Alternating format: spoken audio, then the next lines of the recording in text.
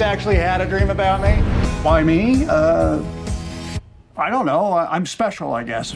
Olá, seguidores do Meio Amargo. Hoje eu venho falar sobre o filme O Homem dos Sonhos, estrelado pelo Nicolas Cage. Antes, aquele pedido para você seguir o canal do Meio Amargo aqui em cima, ativa as notificações para esse trabalho continuar a crescer. Na trama, o Paul Matthews é um simples professor de biologia que de repente começa a aparecer nos sonhos de milhares de pessoas e assim se torna uma celebridade. Parte do humor dessa premissa vem justamente do fato de que Paul é descrito pelos outros personagens como um Zé Ninguém. Ele tá no meio de um casamento morno, não é particularmente admirado pelas duas filhas adolescentes e no meio acadêmico ele não tem prestígio nenhum enquanto biólogo. Então todo mundo se pergunta por que logo ele apareceria nos sonhos das pessoas. A gente tá falando dessa ideia de sonhos compartilhados que várias pessoas possam ter. Para a psicanálise, um fenômeno como esse só poderia ser explicado dentro de um prisma muito específico, digamos as várias pessoas que testemunharam o 11 de setembro nos Estados Unidos, ou a tentativa de golpe de Estado no Brasil em 8 de janeiro. A realidade serviria de material para todas elas, mas cada uma teria um sonho diferente, porque os nossos sonhos são específicos e filtrados pela nossa subjetividade, pelo nosso inconsciente. Logo, a possibilidade de que várias pessoas que nunca tenham ouvido falar no Paul ou visto a imagem dele sonhem especificamente com esse homem pertence ao domínio da fantasia. Mas ela interessa muito aqui pela quebra de expectativas.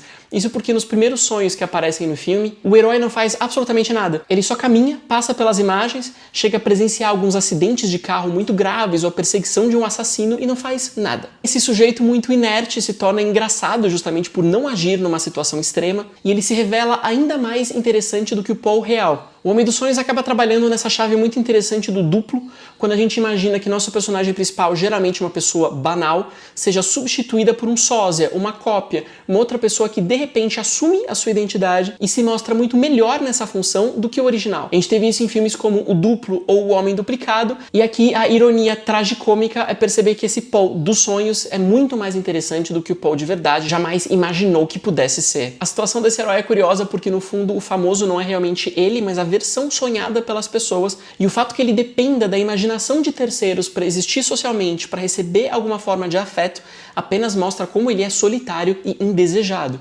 Esta é a figura do palhaço triste, aquele que faz os outros rirem, mas que não recebe nenhum acolhimento pelas suas próprias tristezas. Esse contexto reflete a situação real do Nicolas Cage. Ele explicou em entrevistas relacionadas ao filme que ele passou por uma situação semelhante, quando de repente começou a se tornar um ícone da cultura pop. Começaram a fazer montagens com as caras, os trejeitos mais exagerados dele, ele deu origem a memes, a produtos derivados, o rosto dele estampou coxas, almofadas, ele também não tinha nenhuma ingerência sobre a imagem que era feita dele. This isn't why I signed up to become a film actor. I felt that this movie gave me a chance to express those feelings authentically. Pro Nicolas Cage, essa persona que criaram a partir dele, de um sujeito histriônico, absurdo, incapaz de atuar na chave do realismo, também ameaçou engolir o próprio Nicolas Cage, que aqui se mostra muito mais contido, muito mais reservado, porque o mundo ao redor dele é tão absurdo que ele não precisa ser. Por esse motivo, Nicolas Cage tem aceitado cada vez mais papéis que refletem um pouco da sua carreira em chave metalinguística. Esse também é o caso de O Peso do Talento, em que o Nicolas Cage interpretava Nicolas Cage. Conforme a trama se desenvolve, a gente percebe que esse filme se importa muito mais com essa cultura das celebridades instantâneas do que com o mecanismo dos sonhos. O diretor Christopher Borgli, que sempre foi muito interessado nessas falhas e absurdos da pós-modernidade, trata a atual cultura das celebridades como uma espécie de alucinação coletiva. No filme, os sonhos são descritos enquanto uma forma de psicose e o distúrbio mental também serviria como uma metáfora para o nosso comportamento diante da fama de modo geral. É claro que o Paul não tem nenhum tipo de controle sobre os sonhos dos outros a respeito dele e nem mesmo sobre os próprios sonhos dele. Por isso mesmo, este homem mais famoso e mais interessante do mundo, segundo uma agência de publicidade na história, não é responsável por nada que acontece a ele, nem quando os sonhos são divertidos e engraçados, nem quando eles passam a ser muito mais sinistros e agressivos, se transformando em pesadelos. Mesmo assim, a partir desses traumas vividos pelos alunos dele em especial, as pessoas não querem mais ter contato com o Paul. Elas partem do pressuposto de que se esse homem tem uma imagem violenta e agressiva, ele é violento e agressivo na vida real. Assim, o Homem dos Sonhos também trabalha de maneira muito interessante essa nossa incapacidade atual de separar os desejos dos fatos ou a ficção da realidade. Em outra medida, ele serve como um ótimo estudo para a gente discutir fake news e cultura do cancelamento. A gente se encontra numa forma muito peculiar de cultura em que a gente estima que aquilo que corresponde aos nossos desejos deve ser verdade,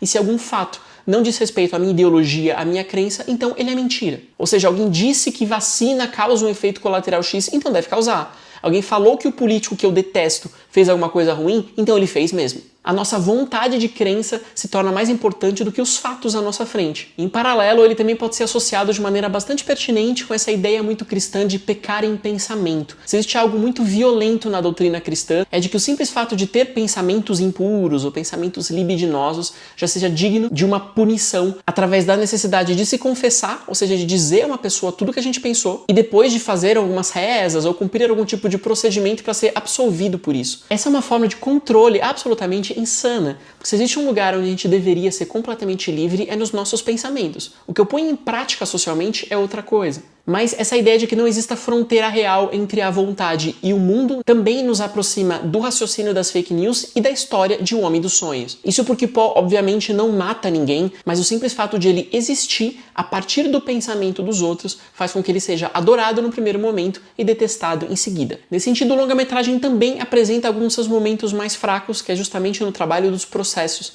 Algumas dessas guinadas são importantes para testar os limites da premissa fantástica, mas elas não recebem tempo para a gente compreender os efeitos e as consequências na psicologia dos personagens. Então, a mudança do Poe amado para o Poe odiado acontece de maneira muito veloz. O trauma vivido pelas filhas do Poe, pela esposa do Poe, também não são trabalhados com tempo, porque o roteiro é muito preocupado em passar a próxima guinada, até chegar a uma tecnologia que permite intervir nos sonhos no terço final, que também surge de maneira muito abrupta e pouco desenvolvida. Esteticamente, o projeto também despertou algumas reticências, porque ele quer falar de fenômenos muito contemporâneos, enquanto ele utiliza uma espécie de estética granulada, umas cores queimadas típica dos filmes, digamos, dos anos 70 ou 80. Talvez a ideia seja atingir essa atemporalidade, mas o confronto entre a estética do passado e a narrativa do presente nunca se desenvolve a contento. Esse roteiro muito cheio de sacadas e reviravoltas inesperadas, que envolvem pessoas voando, mulheres pegando fogo ou ternos de tamanhos gigantescos, nos lembra um pouco dessas fantasias que o Charlie Kaufman costumava criar como roteirista em filmes como Brilho Eterno de uma Mente Sem Lembranças e Quero Ser John Malkovich. São sempre fábulas destinadas a tratar dessa tristeza de ser adulto através de um deslocamento rumo à fantasia. Nestes projetos, o delírio é sempre muito mais divertido, mais colorido e mais interessante